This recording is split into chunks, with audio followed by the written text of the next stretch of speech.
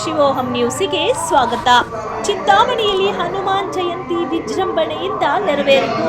ಚಿಂತಾಮಣಿ ಕೋಲಾರ ರಸ್ತೆ ಬುರುಗುಮಾಕುಲಹಳ್ಳಿ, ಕುರುಟಹಳ್ಳಿ, ಕಲ್ಲಹಳ್ಳಿ ಇನ್ನು ಹಲವು ದೇವಾಲಯಗಳಲ್ಲಿ ಬ್ರಹ್ಮಾಂಡ ನಾಯಕರು ಸದಾ ರಾಮಪಾದ ಸೇವಾ ದುರಂದರರು ಆಂಜನೇಯ ಸ್ವಾಮಿಯವರ ಜನ್ಮ ದಿನವಾದ ಮಂಗಳವಾರ ತಾರೀಕು 2/12/2025 ಅಭಿಷೇಕಗಳು, ವಿಶೇಷ ವಡಮಾಲಾರ್ಪಣೆಗಳು, ಹೂವಿನ ಅಲಂಕಾರಗಳು, ತರಕಾರಿ ಅಲಂಕಾರ, ಬೆಣ್ಣೆ ಅಲಂಕಾರ, ಒಣದ್ರಾಕ್ಷಿ, ಖರ್ಜೂರ, ಗೋಡಂಬಿ, ವಿವಿಧ ಫಲಗಳ ಅಲಂಕಾರಗಳು, ರಾಮತಾರಕ ಹೋಮಗಳು, ಅನ್ನದಾನಗಳು, ಕೋಲಾಟಗಳು, ಅನೇಕ ಕೈಂಕರ್ಯಗಳಿಂದ ಈ ಹನುಮಂತನ ಧರ್ಮಕ್ಕಾಗಿ ಭಕ್ತಿ ಪರವಶಗಳಿಂದ ಆಚರಿಸಿದರು.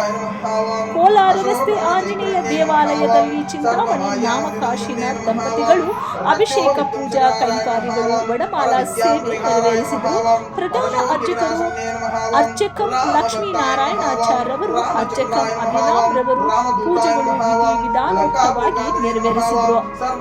ಅನ್ನದಾಸೋಹದಲ್ಲಿ ವೇಣುಮಿತ್ರ ವೃಂದದ ಅಭಿರಾಮ್, ಅಜಯ್ ರೆಡ್ಡಿ, ಅನಿಲ್, ನವೀನ್, ಗೋವರ್ಧನ್, ಕುಶಲ್, ಗಜೇಂದ್ರ, ನವನೀತ್, ಸೂರಜ್ ಮತ್ತಿತರರು ಪಾಲ್ಗೊಂಡು ಪ್ರತಿ ವರ್ಷದಂತೆ ಅನ್ನದಾನ ನೆರವೇರಿಸಿದರು. ಇನ್ನು ಬೆಳಗ್ಗೆಯಿಂದ ಗಣಪತಿ ಪೂಜೆ, ವಿಶ್ವಕ್ಸೇನಾರಾಧನೆ, ಸೀತಾರಾಮಚಂದ್ರ ಸ್ವಾಮಿ ಪೂಜೆ, ಪಂಚಾಮೃತ ಅಭಿಷೇಕ, ಅರ್ಚನೆ, 1108 ವಡಗಳ ಮಾಲಾರ್ಪಣೆ, ತರಕಾರಿ ಅಲಂಕಾರ, ಭಕ್ತಾಂಜನೇಯ ಸ್ವಾಮಿಯವರಿಗೆ ಬೆಣ್ಣೆ ಅಲಂಕಾರ ಮಾಡಿದರು.